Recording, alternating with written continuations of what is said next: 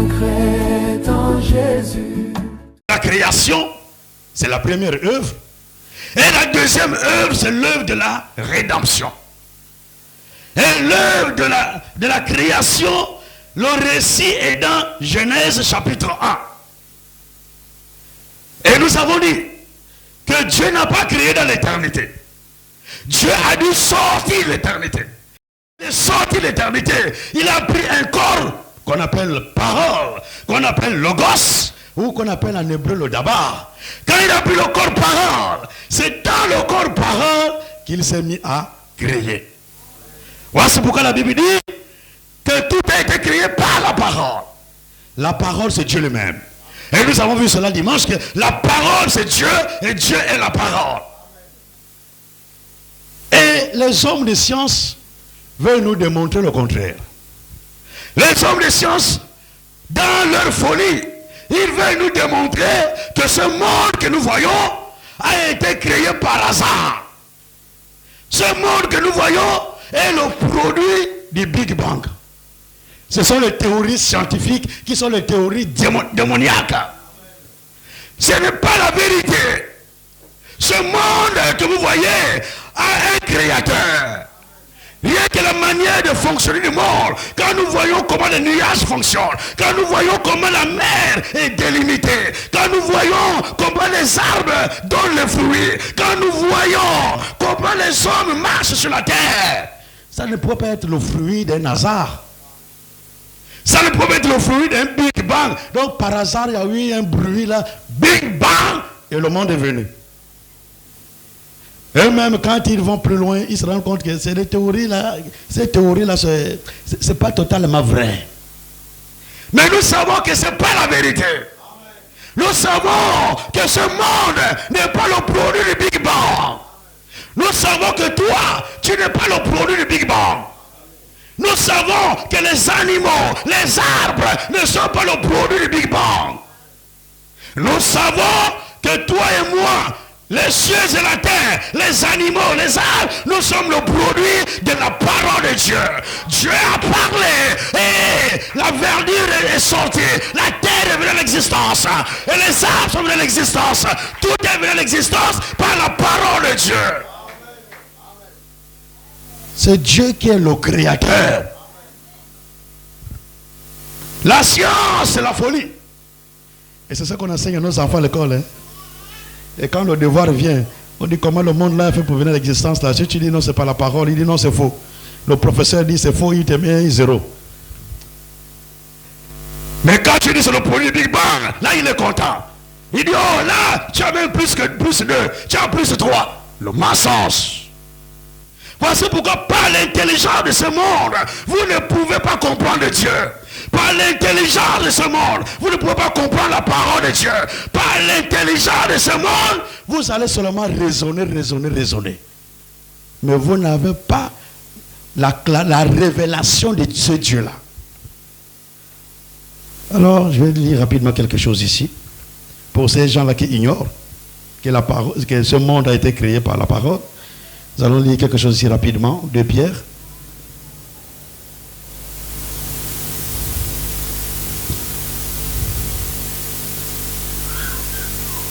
De Pierre.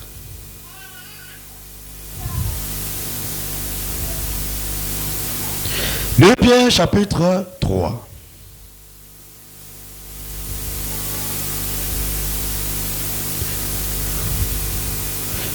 De Pierre, chapitre 3. Et nous lisons directement le verset 5. De Pierre, chapitre 3, verset 5. Ils veulent ignorer. À la maison, vous pouvez le lire plus haut pour bien comprendre. Il s'agit de moqueurs, tout ce monde-là. Ceux qui se moquent de nous, là. Et depuis qu'on a dit que l'heure du Seigneur, là, vient. Bon, on va quand même lire un peu plus haut pour bien comprendre le contexte. Je vais commencer depuis le verset 1er. Depuis le verset 1er de 2 Pierre, chapitre 3. Voici déjà, bien-aimés, la seconde lettre que je vous écris. Dans l'une et dans l'autre, je cherche à éveiller par des avertissements votre saine intelligence, afin que vous vous souveniez des choses annoncées d'avance par les saints prophètes, et du commandement du Seigneur et Sauveur, enseigné par vos apôtres, sachant avant tout que dans les derniers jours, il viendra des moqueurs, avec leurs railleries, marchant selon leurs propres convoitises, et disant, où est la promesse de son avènement? Car depuis que les pères sont morts, tout demeure comme dès le commencement de la création. Ils veulent ignorer, en effet, que les cieux existèrent autrefois par la parole de Dieu. Je réponds le verset 5. C'est un verset important. Ils veulent ignorer. Il y a des gens qui veulent ignorer cela. Ils veulent ignorer, en effet, que des cieux existèrent autrefois par la parole de Dieu. De même qu'une terre tirée de l'eau est formée au moyen de l'eau. Ils veulent ignorer. Il y a des gens sur la terre qui veulent ignorer que les cieux existèrent par la parole de Dieu. C'est Dieu qui a créé les cieux, c'est Dieu qui a créé la terre, c'est Dieu qui a créé les eaux. Mais il y a des hommes sur la terre qui veulent refuser cela, qui veulent ignorer cela. Mais s'ils veulent ignorer, qu'ils l'ignorent. Mais toi et moi, nous ne devons pas ignorer cela. C'est pas la foi. Hébreux 11, verset 3, c'est par la foi que nous croyons que ce monde a été créé par la parole de Dieu. Par la foi. Si tu as la foi, tu le croiras. Si tu as la foi, tu l'accepteras. Si tu as la foi, tu défendras cela. Si tu as la foi, tu pourras te tenir devant ton professeur et dire que ce monde est le produit de la parole de Dieu. Ce monde a été créé par la parole. Tout a été créé par la parole. Et tout existe par la parole. Si vous mettez la parole de côté, vous mettez Dieu de côté. Les églises qui n'ont pas la parole ne sont pas les églises de Dieu. Tout se fait par la parole. La création a eu lieu par la parole. Et nous allons voir même la rédemption, c'est l'accomplissement de la parole. Et nous allons voir même l'enlèvement, c'est l'accomplissement de la parole. Le souper de noces, c'est l'accomplissement de la parole. Tout ce que nous allons expérimenter, c'est l'accomplissement de la parole. C'est pourquoi Jésus, quand il est venu, il accomplissait écriture après écriture. Parce que lui-même, il est la parole. Ici, c'est uniquement la parole. Si vous voulez aller au ciel et que vous mettez la parole de côté, vous n'irez pas au ciel. Il faut la parole. La parole a la puissance de création. Et tout a été créé par la parole. Et nous voyons ici, dans le récit de la création, dans le chapitre 1er de Genèse, nous voyons le récit de la création. Tout c'est par la parole. Tout c'est par la parole. Non par un Big Bang. Par la parole. Je repars à Genèse 1. Genèse 1, le verset 1er. Là il dit, au commencement Dieu créa les cieux et la terre. La terre était informée vide. Et il y avait des ténèbres à la surface de l'abîme. Et l'Esprit de Dieu se mouvait au-dessus des eaux. Ensuite, à partir du verset 3, là commence la chose. Dieu dit. Vous savez que la parole et l'esprit sont des collaborateurs. La parole et l'esprit travaillent ensemble. La Bible dit, l'esprit s'est mouvé, l'esprit de Dieu s'est mouvé au-dessus des eaux. Mais l'esprit attendait quelque chose. L'esprit attendait la parole pour vivifier la parole de Dieu. Quand Dieu parle, même ce soir, quand Dieu parle, le Saint-Esprit se tient là pour vivifier chaque parole. Quand vous croyez à la parole, le Saint-Esprit vient vivifier la parole dans votre cœur. Voici pourquoi même la guérison, il faut d'abord accepter la parole. Et le Saint-Esprit vient vous accorder la guérison. Même si tes pieds n'arrivent plus à marcher correctement. Quand tu acceptes la parole, le Saint-Esprit va pénétrer dans tes pieds. Ça va rentrer. C'est la puissance de Dieu. Le Saint-Esprit, c'est la puissance de Dieu. Voici pourquoi Jésus avait dit à ses disciples, ne vous éloignez pas de Jérusalem, mais attendez ce que le Père a promis. La puissance là-haut. Quand cette puissance viendra, alors, là, en ce moment, vous pouvez maintenant aller partout. Il faut la puissance. La puissance n'est pas dans les histoires d'un ganga. N'allez pas chez les gangas. La puissance n'est pas chez les rosicruciens. La puissance n'est pas chez les sorciers. La puissance de Dieu, c'est le Saint-Esprit. Si tu as reçu le Saint-Esprit, tu as reçu le pouvoir, tu as reçu la puissance. Et tu peux commander et la chose vient à l'existence. En réalité, c'est pas toi qui commandes, mais c'est le Saint-Esprit à toi. Car le Saint-Esprit est dans un homme, tout devient possible. Voici pourquoi la Bible dit, tout est possible à celui qui croit. Si tu crois ce soir, tout devient possible à ta vie. Si tu crois ce soir, ta vie va changer. Si tu crois ce soir, la maladie va te quitter. Si tu crois ce soir, le mariage va s'accomplir dans ta vie. Tout dépend de notre foi. Dieu parle. Ensuite, nous croyons. Nous, on ne discute pas. On ne discute pas avec la parole. Dieu attend que nous croyons. Et le premier jour, Dieu a seulement dit, le Saint-Esprit était là. L'Esprit de Dieu s'est mouvé. Alors, le verset 3. Dieu dit que la lumière soit. Et la lumière fut. Dieu vit que la lumière était bonne. Et Dieu sépara la lumière d'avec les ténèbres. Dieu appela la lumière jour et il appela les ténèbres nuit. Ainsi, il y eut un soir, il y eut un matin, ce fut le premier jour. Alors le premier jour, Dieu a créé la lumière. Pour créer la lumière, il faut que toi tu sois d'abord la lumière. Notre Dieu habite une lumière inaccessible. Notre Dieu est la lumière, la plénitude de la lumière. Quand la lumière part, alors la lumière peut engendrer. Engendrer aussi la lumière. Dieu a parlé, Dieu a dit que la lumière soit. Et il n'est pas resté là pour discuter. Il a déjà parlé. Que la lumière soit. Dieu est passé. Dieu n'est pas revenu pour dire, je répète encore, que la lumière soit. Je répète encore, que la lumière soit. Non, notre Dieu a confiance à sa parole. Notre Dieu a confiance à sa parole. Il est le premier à croire à sa parole. Quand il prononce la parole, il a confiance que cette parole-là va atteindre l'objectif. Cette parole-là va produire les effets pour lesquels la parole a été prononcée. Quand la parole de Dieu sort, elle doit accomplir les desseins de Dieu. Crois seulement ma soeur.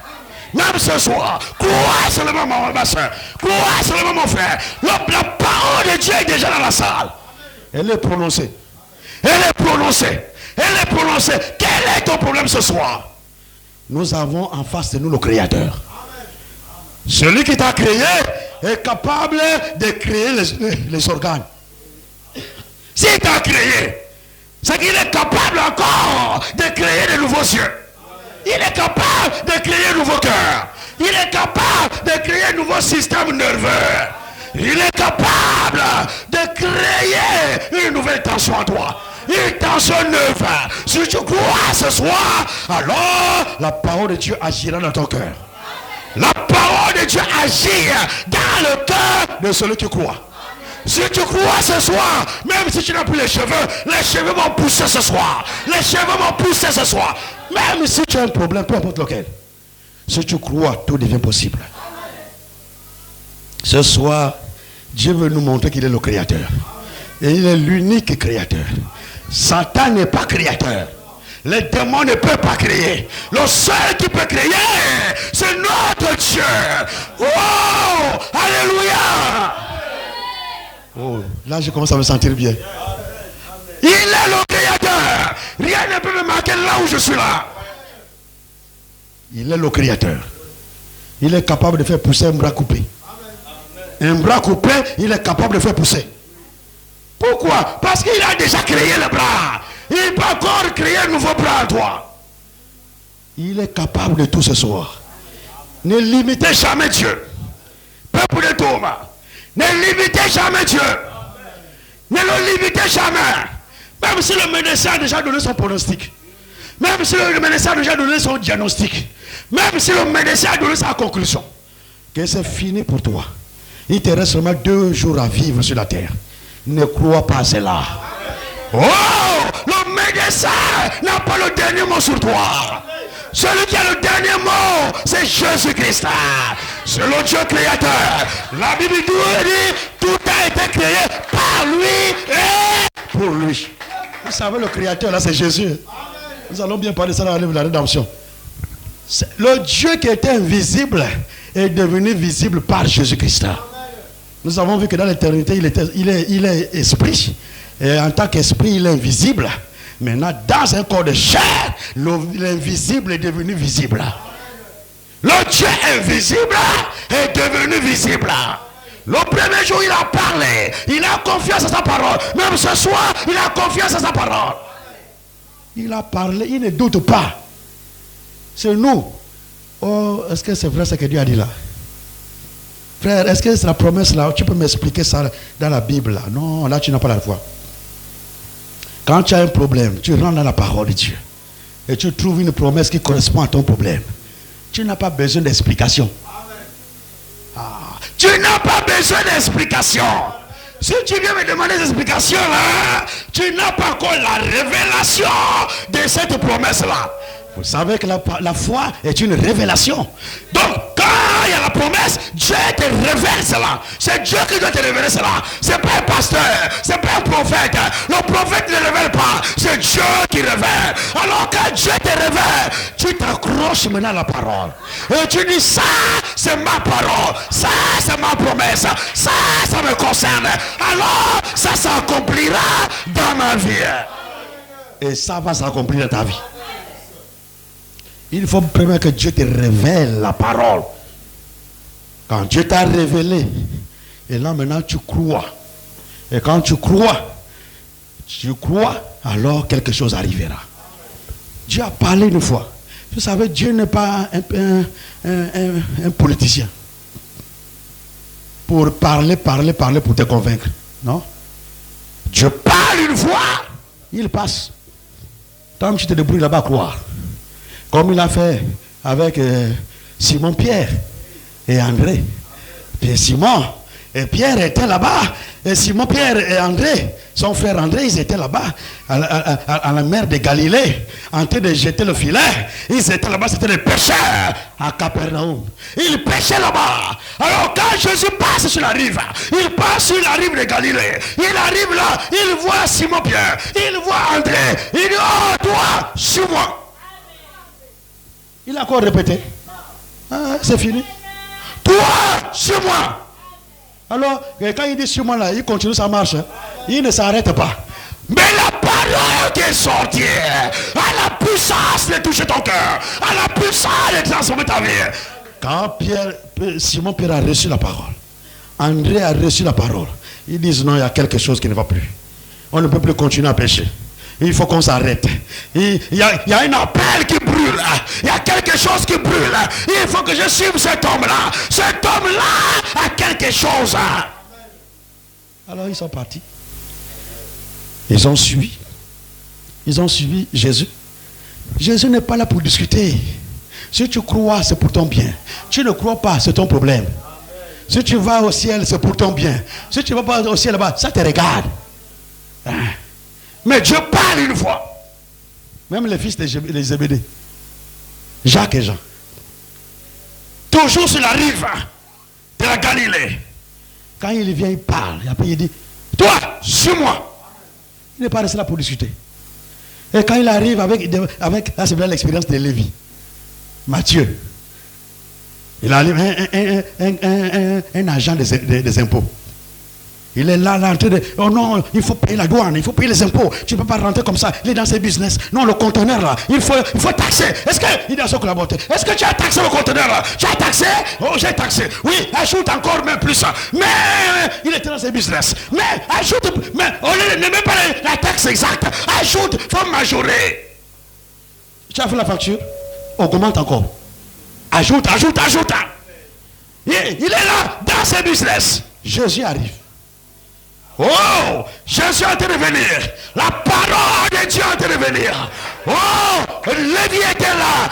Il était là assis au poste frontière, en train de faire ses business dans la douane.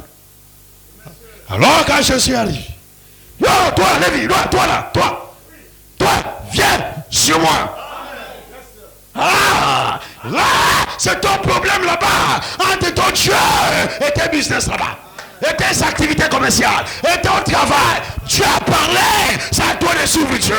Si tu veux rester dans ton travail, tu manqueras l'enlèvement. Si tu veux rester dans son occupation, tu manqueras l'enlèvement.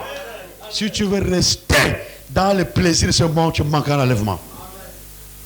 Lévi est resté, il a regardé. Il regarde le business. Il a son collaborateur. La facture que tu as majorée là, c'est combien? Ah, mais c'est des millions. C'est des millions, chef. C'est des millions ici. Ah, mais là-bas, le cœur est en train de chauffer. Sur moi. La parole de Dieu répète. Sur moi, dans son cœur. Sur moi. Il dit, oh, il résiste un peu. Il dit, non, mais le conteneur là, le Libanais là, il a dédouané. Il n'a pas encore dédouané. Mais il nous a prévu de donner combien? Ah, c'est des millions, chef. Ah, c'est peut-être 20 millions. Ah, mais qu'est-ce que je vais faire aujourd'hui là? Oh, la parole de Dieu doit produire une séparation. Une séparation entre ce que tu faisais et ce que tu dois maintenant faire. Parce que Dieu t'appelle pour te faire sortir du monde et te mettre à part. Si tu n'as jamais été mis à part, tu ne l'appartiens pas encore. Les vidéos, c'était tellement chaud dans son cœur. Le prédestiné ne peut pas résister à la voix de Dieu. Oh, quand vous voyez quelqu'un résister à la voix de Dieu, c'est un caïen. C'est un caïen. Mais si vous voyez quelqu'un qui accepte la parole de Dieu facilement, c'est un Abel. Un Abel ne discute pas. Ne discute pas sur la parole. Quand vous voyez quelqu'un discuter, c'est un caïen. Un caïen n'acceptera jamais la parole de Dieu. Caïen, vous pouvez prêcher du matin au soir. Il n'acceptera jamais la parole de Dieu. Il n'acceptera jamais. Frères et sœurs, vous avez la grâce d'accepter la parole. Ce n'est pas donné à tout le monde. Ce n'est pas tout le monde. Vous savez que même dans l'église, hein, ce n'est pas tout le monde qui peut accepter la parole. Vous savez, l'église, là, ici, c'est comme un filet. On lance le filet, on prend tout le monde. On prend les crabes, on prend les serpents, on prend les poissons, on prend la carpe, les dos douces là, on prend beaucoup de choses, même les bois, les morceaux de bois. Le filet prend tout ça. Et après, Dieu doit maintenant trier. Dieu doit enlever maintenant ce qui est inutile. Et il prend ce qui est utile, il met ça dans son économie. Il met ça dans sa parole. Mon frère, ma soeur, tu dois naître d'en haut. Tu dois naître dans la parole. Il faut que tu naisses dans le royaume de Dieu. Dans le royaume, on n'adhère pas. Tu dois naître de nouveau. Alors il a créé la lumière. Et Dieu vit. Dieu le premier a apprécié même le produit de sa parole.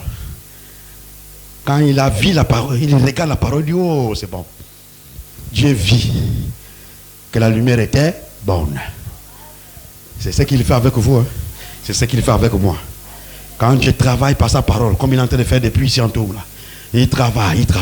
Après, il regarde quel est celui qui, la personne qui reflète déjà sa parole. Il doit voir les produits de la parole ici en Proume. Il faut des produits de la parole. Et quand il regarde, il voit sa fille. Il dit, oh, Dieu vit qu'elle est bonne. Dieu regarde son frère, son fils là-bas. Il voit son fils. Il dit, oh, il est bon. Dieu vit que la lumière était bonne. C'est Dieu qui doit rendre un véritable témoignage sur nous. C'est pas toi, c'est pas moi, c'est pas le pasteur, c'est pas le prophète. C'est Dieu qui doit rendre un témoignage sur toi. Dieu doit arriver à un niveau où il doit dire, oh mon fils, oh ma fille, vraiment tu as touché mon cœur. Tu dois partir en enlèvement.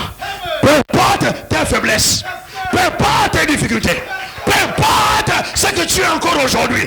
Dieu ne regarde pas aujourd'hui. Dieu regarde à la prédestination. Dieu regarde à ce que tu seras.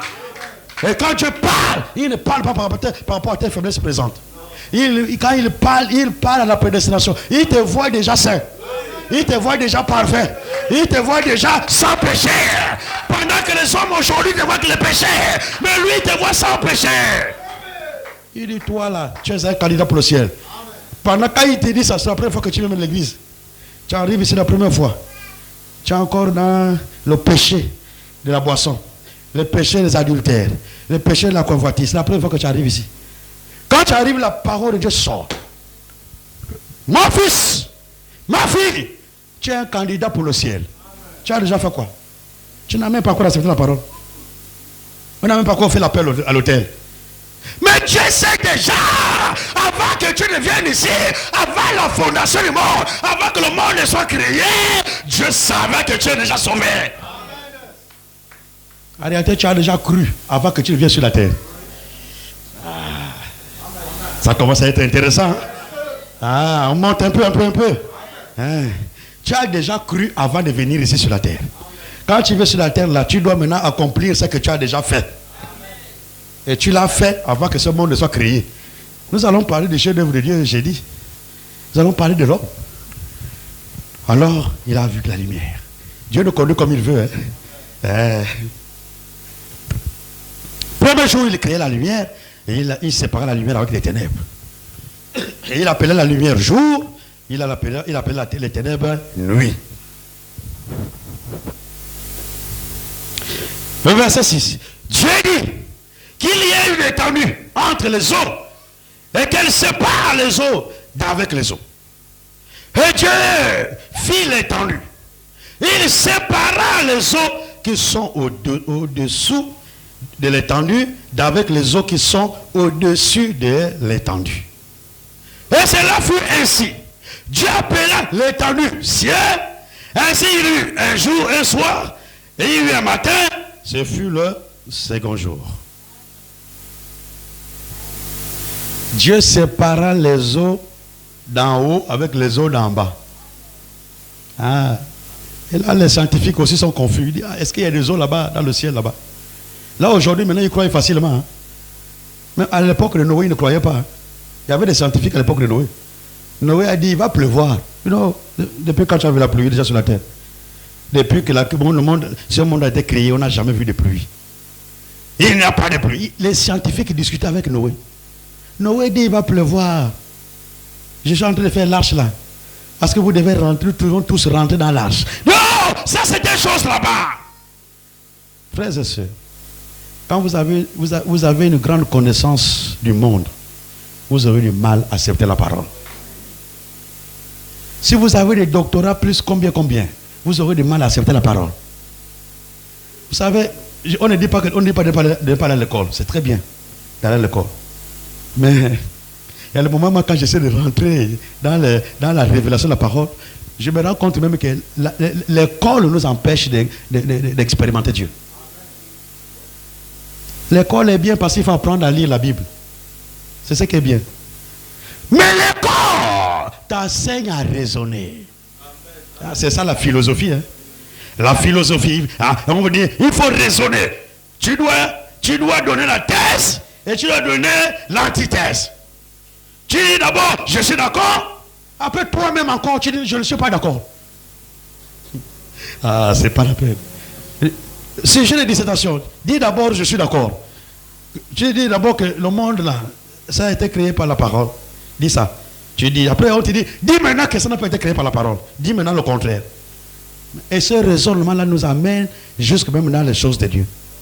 Si tu amènes le raisonnement dans les choses de Dieu, tu ne comprendras rien du tout. Si tu veux comprendre la parole, oublie ton intelligence personnelle. Oublie tes connaissances de l'école. Oublie ce que tu as appris à l'école. Fais-toi maintenant comme un enfant. Deviens comme un enfant. Laisse maintenant Dieu t'enseigner. Il va t'enseigner de la bonne manière. Et tu auras la connaissance de la parole. Le deuxième jour, il a créé l'étendue.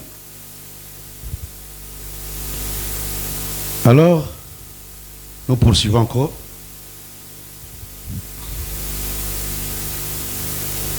Le verset 8. Je vais aller maintenant un peu rapidement. C'est le verset 9. Dieu dit, le verset 9, que les eaux qui sont au-dessous du ciel se rassemblent en un seul lieu. Et que le sec paraisse. Et cela fut ainsi. Dieu appela le sec terre et il appela la main des eaux mer. Dieu vit que cela était bon. Puis Dieu dit que la lumière, que la terre produise la verdure, de l'herbe portant de la semence, des arbres fruitiers donnant du fruit selon leur espèce, et ayant en eux leur semence selon la parole. Et cela fut ainsi. Et je réponds cela. Ayant en eux leur semence selon la terre, sur la terre. Ayant en eux leur semence sur la terre. Et cela fut ainsi. Et vous voyez, ainsi de suite. Cela fut le troisième jour au verset 13. Troisième jour. Ensuite, il continue, il a créé les luminaires au fur et à mesure. Et il a tout créé. Il a créé les monts sous-marins. Il a tout créé. Il a créé. Dieu a tout créé en 6 jours. L'œuvre de la création. Dieu a créé pendant 6 jours. Et la dernière créature de Dieu, c'est l'homme. Voilà pourquoi chez nous allons nous appesantir sur l'homme. C'est très important. La dernière créature de Dieu, c'est l'homme. Dieu a créé pendant 6 jours. Rapidement, on va lire ça. Là, je dois maintenant résumer. Exode 31.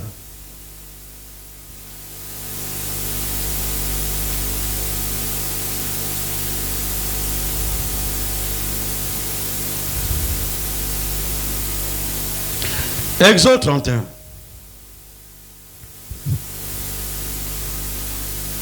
Et nous lisons le verset 17.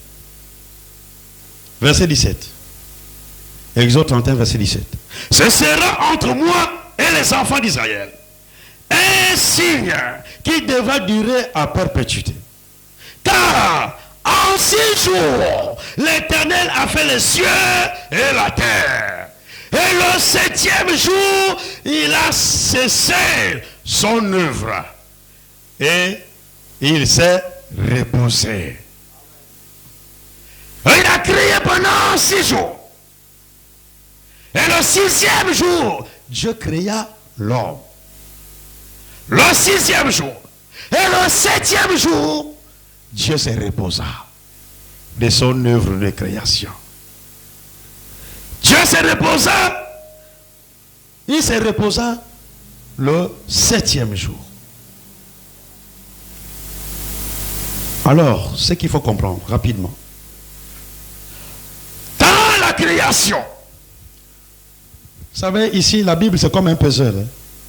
La Bible vous donne beaucoup d'informations. Après, maintenant, c'est l'esprit qui vous amène à comprendre l'ordre de la création. Dans l'ordre de la création. Comme Genèse 1, verset 1 dit, au commencement, Dieu créa les cieux et la terre. Donc, quand Dieu a commencé à créer, il a commencé par les cieux. Dans l'ordre de la création, il a commencé par créer le ciel, les cieux.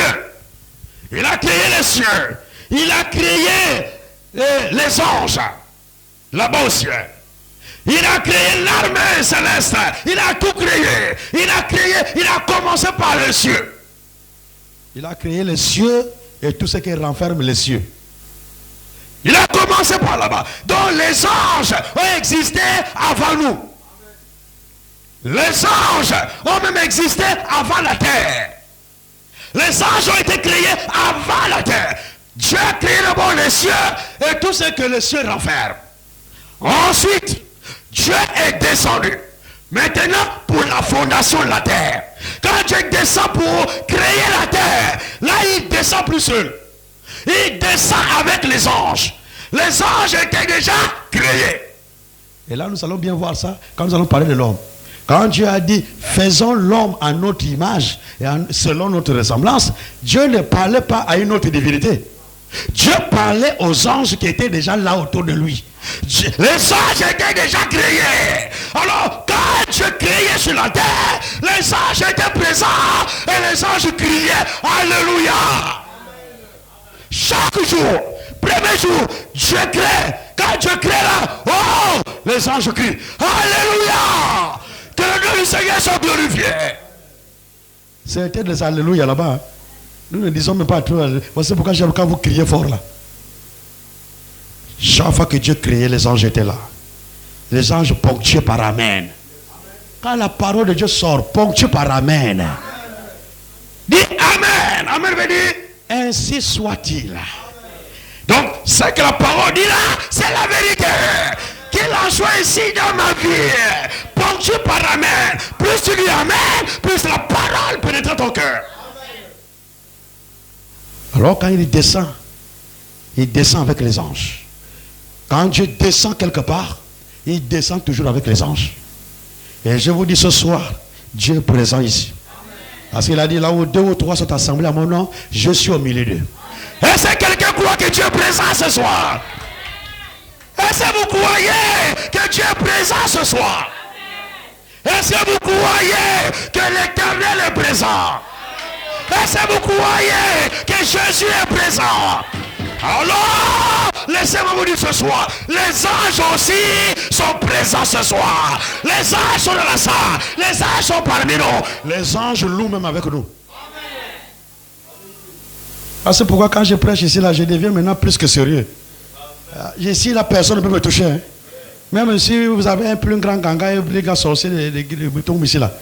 Il vient ici, là. Quand je suis ici, là, il ne peut pas me toucher.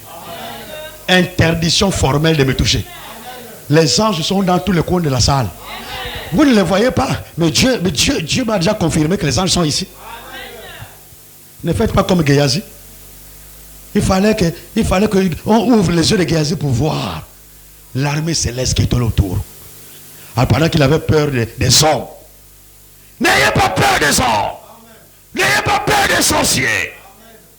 Peu importe qui vous appelle grand ganga ici en tout, grand sorcier, charlatan en tombe là. Il ne peut rien me faire. S'il vient ici, il va se convertir à Christ. Oui. La grande puissance va l'amener à se convertir. Vous savez que devant la grande puissance là, tu perds tout ton petit pouvoir là. Ton petit pouvoir, tu perds ça. Hein. Il te désarme complètement. Vous savez quand on est venu arrêter Jésus, je ne sais pas pourquoi ça devait venir comme ça. Les choses ne font que venir. Quand on est venu arrêter Jésus là, Jésus c'est la grande puissance. Quand ils arrivent là, ils cherchent Jésus. Ils sont en train de chercher. Il était pareil comme ses disciples. Hein. Pas de différence. Oh, archibishop, il est habillé différemment des autres fidèles. Non, Jésus n'était pas comme ça. Jésus était confondu même à ses disciples. Pour le reconnaître là, il fallait un baiser de Judas. Il fallait que Judas vienne. Il a dit, celui que vous allez voir que je fais le baiser là, c'est lui là, c'est lui. Alors c'est pas le baiser. Mais là, quand il vient là, c'est toi. Quand Jésus dit oui, c'est moi. Quand Jésus dit c'est moi, il tombe là. Amen. Celui qui est venu pour l'attraper tombe. Il perd ses forces. C'est pas qu'il veut tomber. S'il perd ses forces, il n'a pas assez de pouvoir pour tenir devant Jésus. Amen. Jésus dit seulement c'est moi, il tombe. Ah. On le relève là. Laissez. Non, je dois t'attraper. Je dois t'attraper. Ah, Jésus, me voici. Ah, il tombe. Ah. Vous ne pourrez jamais toucher Jésus. Un sorcier, bien sûr, ne pourra jamais toucher Jésus. Un Rosicrucien ne pourra jamais toucher Jésus. Alors, si le sorcier et le Rosicrucien ne peut pas toucher Jésus, c'est qu'il ne peut pas aussi me toucher. Pourquoi? Vous savez pourquoi? Parce que je suis en Christ. Donc, je suis dans Jésus. Pour me toucher, touche d'abord Jésus. Quand tu toucheras Jésus, alors tu peux aussi me toucher. Mais tu ne peux pas toucher Jésus. Quand je parle là, je sais pourquoi je parle comme ça. Aucun sorcier ne peut me toucher ici. Ouais. N'ayez pas peur de ces gens-là. Ils ne peuvent rien vous faire. Il n'y a rien du tout. Alors, quand Dieu descend maintenant pour fonder, puisqu'il a fini de créer le ciel, les cieux et l'armée céleste, il descend maintenant pour créer, pour fonder la terre. Créer la terre, créer les arbres, créer tout. Pendant qu'il crée, les anges ponctuent par Amen. Oh, alléluia! Et Lucifer prend le seau, il pose, il dit ok, c'est très bien, c'est parfait. Là, il est encore Lucifer. Quand Dieu créait, ils étaient là. Rapidement, on va lire cela. Je finis avec cette écriture. Job 38.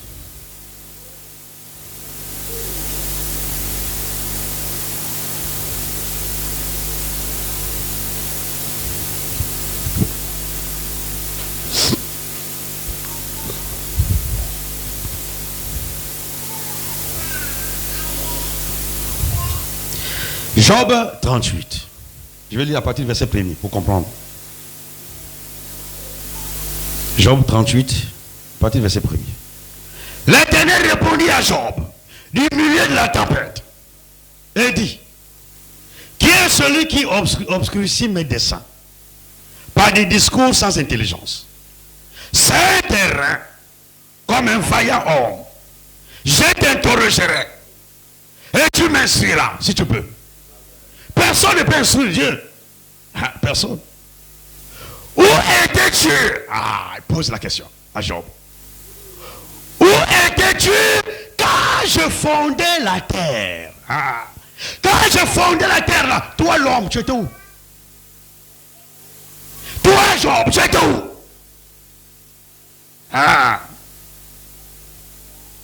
Où étais-tu quand je fondais la terre? Dis-le. Si tu as de l'intelligence. Vous dites que vous avez le doctorat là. Toi qui as le doctorat en théologie là. Dis là où tu étais quand je fondais la terre. Tu étais où? Si tu peux répondre à cette question. Qui en a fixé les dimensions? Les dimensions de la terre. Le sais-tu? Ou qui a étendu sur elle le cordeau? Sur quoi ces bases sont-elles appuyées? Ou qui en a posé la pierre angulaire?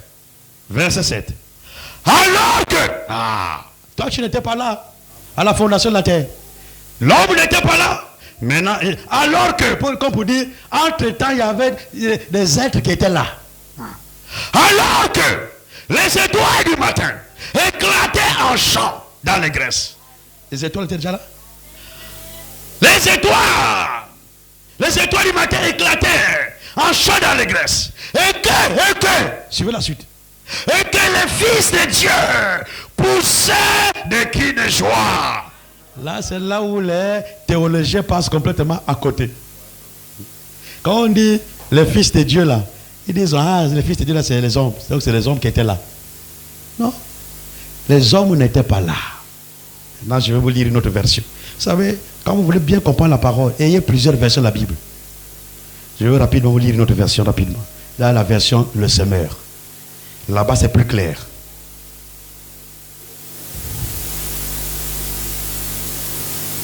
Retenez bien la version de cette Bible-là, le semeur. Vous notez cela et allez lire même si vous avez les applications, vous pouvez aller regarder dans votre téléphone à la maison. Alors j'ai le même récit là. On va dire, je vais lire directement le verset 7 de Job 38. Le semeur nu du quoi? Le verset 38. Le verset 7 plutôt. Chapitre 38 de Job, le verset 7. Je suis déjà en train de conclure, donc suivez bien. Il dit ceci. Quand les étoiles du matin,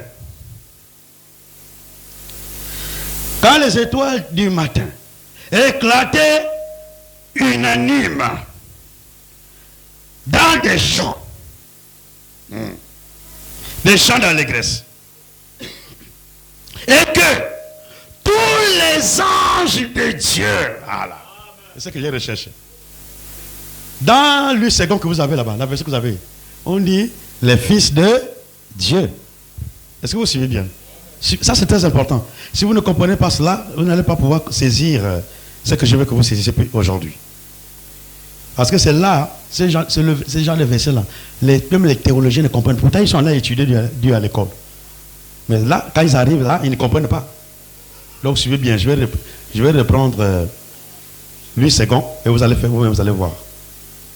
Dans le second, c'est dit, alors que les étoiles du matin éclataient en chant d'allégresse, et que tous les fils, on dit, tous les fils de Dieu poussaient des cris de joie. On dit tous les fils de Dieu. À la fondation de la terre. On dit tous les fils de Dieu. Tous les fils de Dieu poussaient des cris de joie. Maintenant, la version le Semeur dit ceci. Quand les étoiles du matin éclataient unanimes dans des chants d'allégresse, et que tous les anges, donc là où c'est dit tous les fils de Dieu, là c'est les anges, tous les anges de Dieu, voilà, tous les anges de Dieu poussaient des cris de joie. Les anges de Dieu. Donc à la fondation de la terre, Dieu n'était pas seul. Dieu était avec ses anges. Dieu était là. Vous devez bien comprendre cela. Parce qu'on va parler de l'homme, j'ai dit, vous allez comprendre pourquoi Dieu a dit faisons. Pourquoi il a parlé au pluriel, faisons l'homme à notre image. Vous allez comprendre maintenant pourquoi. Parce que les anges étaient avec lui. À la fondation de la terre, les anges étaient présents. Et les anges poussaient des cris de joie. Les anges de Dieu poussaient des cris de joie chaque fois que Dieu créait. Chaque fois que Dieu doit faire des choses parmi nous, nous devons pousser des cris de joie. Quand la parole de Dieu sort, vous devez pousser des cris de joie. Et alléluia, gloire à Dieu. Les anges ne pouvaient pas se retenir. Toi et moi, on se fait se retenir. La parole sort, mais quand même, en tout cas, les gens disent Amen. Ça, je reconnais ça. Vous dites Amen. Que Dieu vous bénisse pour cela. Donc, Dieu a d'abord créé les cieux et leur armée. Ensuite, il est descendu pour créer la terre et son armée.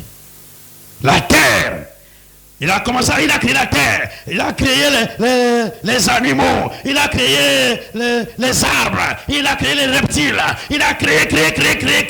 C'est qu'on arrive au 6e jour. Là, Dieu dit. Dieu n'avait jamais dit ça avant.